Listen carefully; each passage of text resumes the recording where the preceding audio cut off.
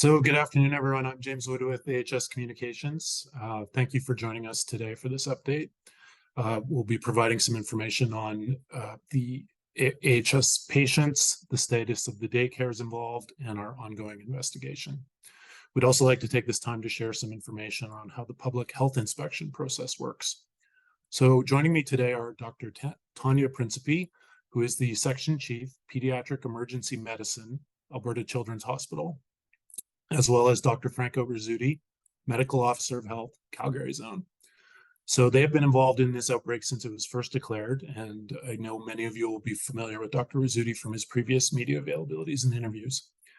So we're going to start with comments from Dr. Principi, who will speak about our patients and the treatment they are receiving from our hospital staff and physicians. So we will then go to Dr. Rizzuti for remarks on the other matters. So as you realize, you are all muted at this point. If you have questions following the remarks by the physicians, please indicate either by putting up your hand or in the chat box that you have a question, and I will call on you when the question period starts. And there are a lot of folks here today, so we will try to get to everyone. Everyone will, if given the opportunity to ask a question, will be able to ask one question and a follow-up. So again, thank you for joining us today, and I will now turn it over to Dr. Principi. Thank you, James. So I just wanted to update everyone. So as of this morning, September 13th, we have a total of 310 lab-confirmed cases connected to the outbreak. There are currently 21 patients receiving care, all of whom are currently children. There are 14 patients who have been discharged from hospital since the beginning of the outbreak. There are 20 patients confirmed as having hemolytic uremic syndrome, including 7 patients on dialysis. There have been 18 secondary transmissions, all within households linked to the outbreak. This is heartening and shows that our quick response and communication with families have helped to limit that spread. I know how incredibly difficult this has been for patients and their families. No child or family should have to go through this. And I want to thank the patients and families for their patience and the strength they have shown going through this. We are here to support you and help all that we can. I do want to assure families and patients affected and all Albertans that the children are receiving the best care possible. My colleagues at the Alberta Children's Hospital and all the hospitals throughout the Calgary zone are doing all they can to treat these patients and help them return back to their health. We're also continuing to keep affected families informed and equipped with guidance on which symptoms to monitor for, testing, and next steps. Parents and families should visit the Alberta Health website, www.ahs.ca/E.coli for further information. Alberta Children's Hospital has established a dedicated clinic to monitor affected patients. Follow-up clinics have also been established at the Peter Loughy Centre and South Health Campus to ensure we can monitor all those affected. I am not able to speak about individual patients in our care out of respect for privacy. I would say that all our patients, thankfully, are stable at this time and receiving high standards of care. I'll be happy to answer any questions later, but for now, we'll turn this over to Dr. Rizzuti. Thank you so much for that update, Dr. Principi. As some of you may be aware, the closure orders have now been rescinded for all 11 daycare facilities. That means the daycares may reopen at the discretion of the operators. I want to stress that the closure orders were rescinded only after Alberta Health Services determined the facilities are safe environments for children and the staff.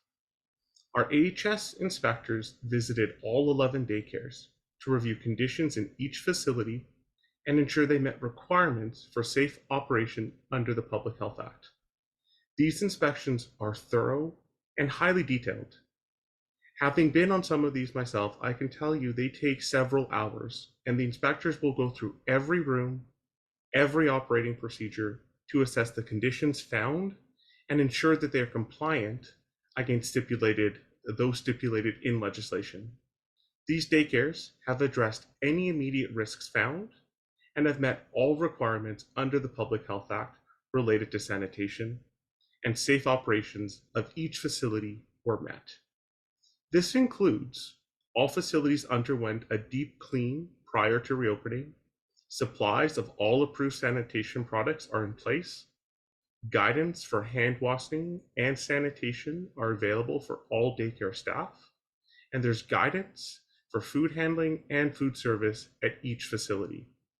As well, children and staff from facilities with confirmed cases must meet certain requirements, including providing negative stool sample results and a rescind letter from Alberta Health Services before returning to any daycare facility. While the daycare facilities have had their closure orders rescinded, the central kitchen that provides food to the daycare remains closed at this time. Our investigation into the source of the illness continues. We have not identified a food source at this point. However, as we have noted before, the epidemiology of cases we have seen to date strongly indicates that it is likely the source of the outbreak is food that was distributed from the central kitchen. We understand this situation has naturally prompted questions about the inspection process followed by our environmental public health teams. AHS continues to have a robust environmental public health team in place. Currently, AHS currently employs 250 public health inspectors across the province. This is up from 237 prior to the COVID-19 pandemic. 13 new positions were added provincially to ensure that critical violations were identified and corrected. In Calgary zone, there are currently 64 public health inspectors, and this is compared to 60 prior to the pandemic. AHS routinely inspects all food permitted facilities. Thorough inspections are generally conducted once per year at minimum, with risk management inspections conducted to follow up on any violations found. Sites that have violations are visited more often. That occurred with the site in question, the central kitchen. AHS conducted routine inspections at this facility in July of 2021, February of 2022, October of 2022, and January of 2023, as well as several additional risk management inspections to ensure that violations were corrected. Prior to September, AHS last inspected this facility in April 2023. 2 infractions were found at the time, and they were corrected the same day of identification. So as of April, after this inspection, there were no outstanding violations left at that site. Following the closure orders, EPH staff conducted a full investigation or inspection of the central kitchen on September 5th, which found these 3 critical violations related to food handling practices, equipment sanitation, and pest control. Inspectors have continued to visit the site to ensure that all violations are corrected prior to the kitchen being permitted to reopen. Our EPH teams work tirelessly to identify risks to public health. They work with operators to address risks, and in some circumstances, use their legal authority to close facilities. In this outbreak, the teams have worked diligently to help reduce transmission risk, not only through enforcement measures, but also through education of operators, public, and healthcare providers at our care facilities. From education to inspection, contact tracing to lab testing, source investigation to care guidance, our public health team is diverse and dedicated. And before there's ever an outbreak or illness, the day-to-day work of our AHS public health team prevents illness and protects all Albertans. I want to take this opportunity to thank them for their dedication, as well as for those on the front lines. With that, I'm happy to take questions.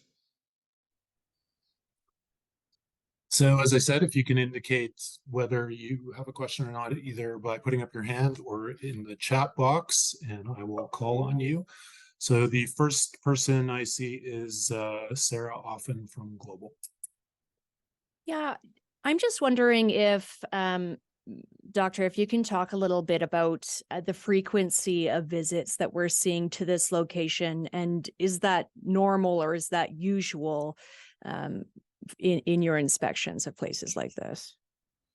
When we have kitchens, we often do see with an inspection, a routine inspection, that there will be some identified violations which will require follow-up inspections. So that is normal, and we do see that across the tens of thousands of inspections we do across the zone each year. With regards to this facility and the visits that we're doing afterwards, whenever we take a measure such as closing a kitchen, we will continue to go back to ensure the violations are addressed and that our inspectors are satisfied. And so that's the work at standard practice, and we're continuing to do that with this kitchen to ensure that all of these violations have been addressed to our satisfaction prior to our public health team and the medical officers of health saying that the kitchen is able to reopen. Is there anything more that you guys can do? We've seen in many cases repeated violations specifically related to sanitation. Is there anything more that you guys can do in terms of, will this facility be able to reopen given the fact that we've seen these same kind of violations happening over and over again? As of April 2023, the violations were corrected, and they were corrected in a very timely manner. And so with our inspection we had of September 5th, we identified these violations. We are working with the site to ensure that they are corrected. And their ability to do so will inform our frequency of future inspections and ongoing support. Typically, within environmental public health, it is rare that we use legal routes to have formal closures. So that is a rarity. We tend to work through education and ensuring we have inspections, but that is part of a comprehensive strategy. Inspections are only one part of the toolkit, which include education, include ongoing certification, credentialing. And so all of that is part of our approach to ensure that this kitchen and all kitchens and food permitted facilities across the province are safe. So at this time, I can't speak to next steps, but as I said, the kitchen will not be permitted to reopen from a public health perspective until we are satisfied that the violations have been addressed to our satisfaction. Thanks. So we will next go to Jennifer Lee with CBC. Hi, thanks for taking my question. I'm just wondering, I'm seeing these case counts go up quite significantly over the numbers yesterday, and I'm wondering if you're surprised by that, given when the exposure likely happened, where you've narrowed that window down to, and the type of E. coli that we're talking about here. Are you surprised that we haven't necessarily seen the peak yet, and what could be some of the reasons for that? And further to that, I guess, when would you expect this to peak? Happy to take that, Jennifer, and thanks for the call. It can be frightening to see these numbers, especially jump in the last few days. And a lot of that has to do with process. So those that were symptomatic or affected, we saw early on and picked up coming through various emergency departments and had those numbers. As public health required testing of all children in the daycare and household contacts, we anticipated that there would be an increase in numbers who may be what's called asymptomatic, so may test positive and not have symptoms. And so this increase in numbers we're seeing has more to do when we're getting results from the lab on those tested previously, but actually clinically in the emerge, we're seeing significant decrease in the number of children presenting with illness. Thanks for that. Just to follow up in terms of what you're seeing, like obviously some of these kids are very ill still, 7 on dialysis. Can you just, I know you can't speak to specific patients, but can you just kind of provide us a sense of like how sick some of these kids are and what potentially the long-term implications could be? Are we talking about potentially some kids needing transplants or long-term health problems? If you can give us a sense of that. Yeah, so thankfully the kids are doing well, and our aim is that they'll be coming off dialysis and not needing further care. If you look in the literature, you'll see large extremes of different complications secondary to HUS, and we'll be following all patients closely.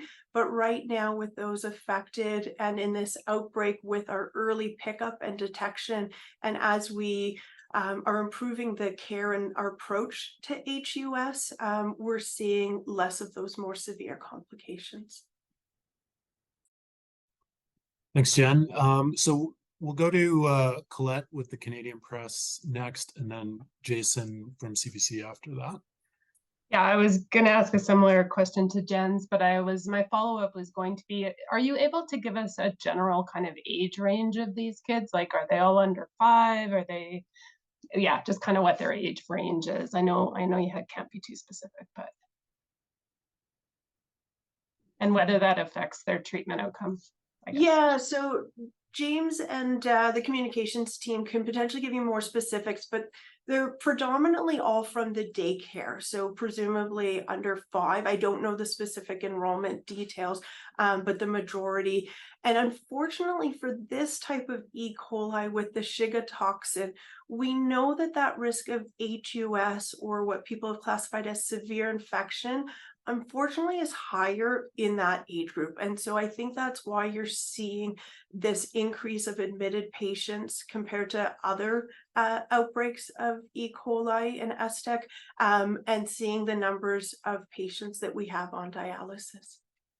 So in terms of the kids in the hospital, then they would be in that younger age group. I don't know their ages and specifics. Working in the emergency department, I can just see what we're seeing through is from that cohort of patients that have been at the daycare. Okay, that helps. Thanks.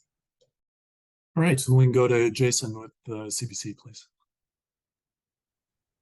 Yesterday, Dr. Joffe, I believe it was, shared with us the fact that there are 11 food types being investigated from the daycare and 8 leftovers from the daycares. Could you spell out what those are? I mean, are we talking like would meatloaf be one, and then, which we keep hearing about, and then other items, or is it like maybe components of the meatloaf? If you can kind of give us some sense of what you're looking at there. Thanks, Jason. When our public health inspectors went to the kitchen, we collected a number of samples. So some of these were leftover foods, and many of these were foods that were still in the freezer, so components of meals. And so anything that we could test, we have taken for testing, and these are working through the lab process. To my knowledge, all of these so far have been negative. However, these samples do take some time for us to have our confirmatory results. So they are a mix of food components as well as leftovers found at the kitchen, as well as at some of these daycare sites. So we're continuing to test these, as well as through our interview process, talk to parents and understand what foods and meals their children were receiving. So that's all part of our food investigation. So everything's negative so far. That's interesting. My other question relates, a bit of like a reality check. It was really sobering to go through and look at the public health inspections of the ones that closed. You have had closure orders, and they have far more critical violations than say the Feeling Minds kitchen. Would this kitchen have been under closure order in isolation from this E. coli, or was it, or would it not have been closed if this was just a straight follow-up or random investigation upon this kitchen? So on the Labor Day long weekend, when I was on call and I was hearing about the cluster of cases that our terrific colleagues at the Alberta Children's Hospital Emerge had identified. And really that teamwork I do want to underscore, because they identified it, notified me immediately. And as soon as we knew that there was multiple daycares and there was a common shared kitchen, the decision was made to close that shared kitchen and close these linked daycares in order to prevent any further spread. And I think that decisive action we took on the long weekend really helped to limit spread. And it truly underscores the teamwork we had and the ability for our frontline staff to work with public health and be able to make that decision to limit further transmission. Okay, but sorry, what I was asking was, would this inspection report on its own been enough to close this kitchen down? This inspection was set in motion due to the closure. So in a normal routine inspection, if there was critical violations found, that would be at the discretion of the inspector on how they wanted to work with the operator, whether there would be requirements for remediation, or if more additional actions. I can't speak to what might have happened as part of a routine inspection, but this inspection in particular was due to us closing the kitchen and us needing to see what was happening and occurring in that kitchen as part of this outbreak. Thank you.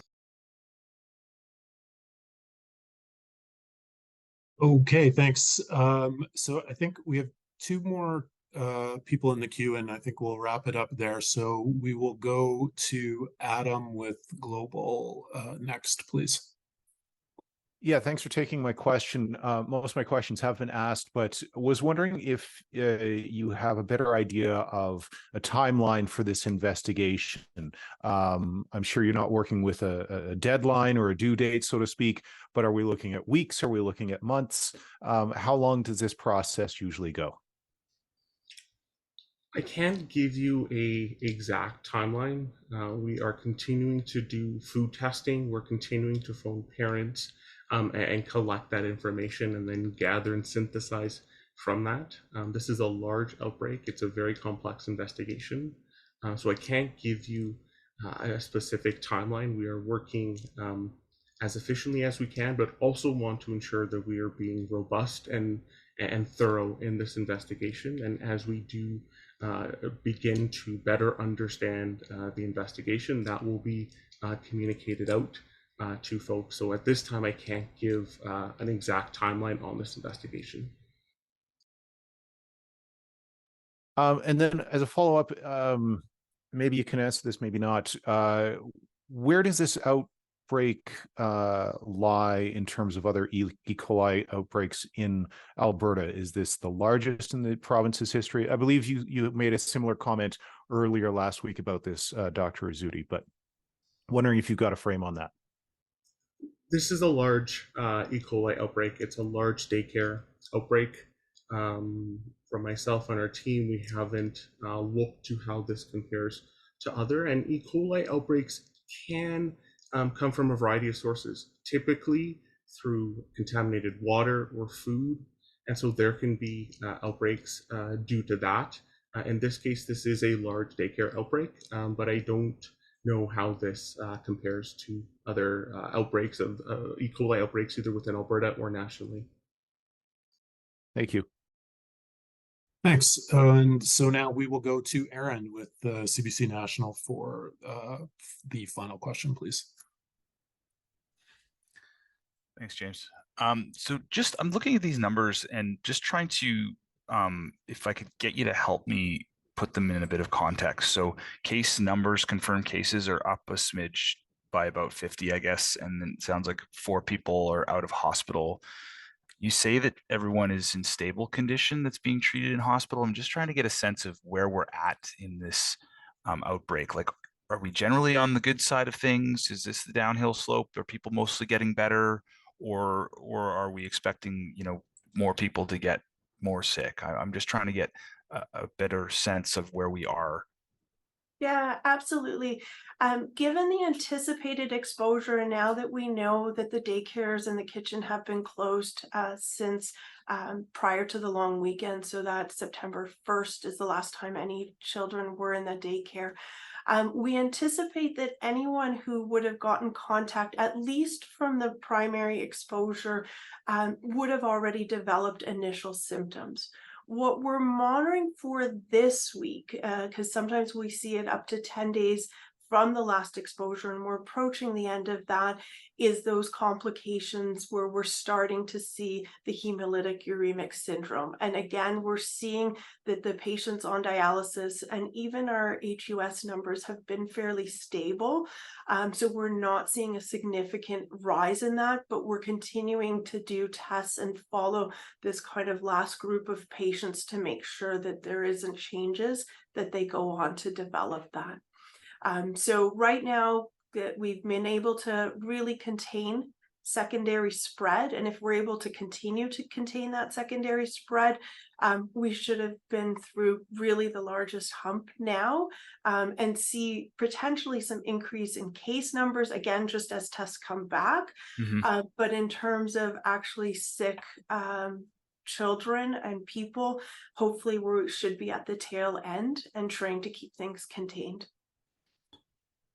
So just, I guess, to follow up a little bit on that, specifically to the 21 children that are still, in care in hospital, like, how sick are they? I mean, I know it would be, I don't specific cases, obviously, but I mean, what are we talking about here? Are we monitoring them as they slowly get better? I know you say they're stable, but where are they? I mean, I think people would like to know where those little kids are in their journey here.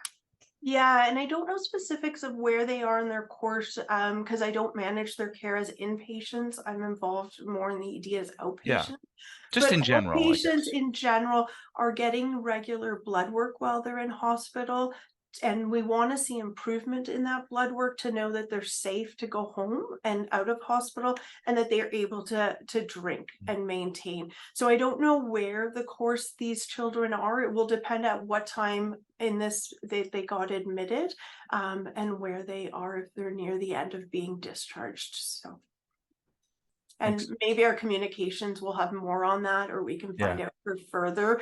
But I'm sorry, I didn't know that for this conference. I guess we'll wrap it up there, and I just want to thank everybody for turning out today. And yeah, thanks again, and thank you, Dr. Rizzuti and Dr. Principi, for taking your time today.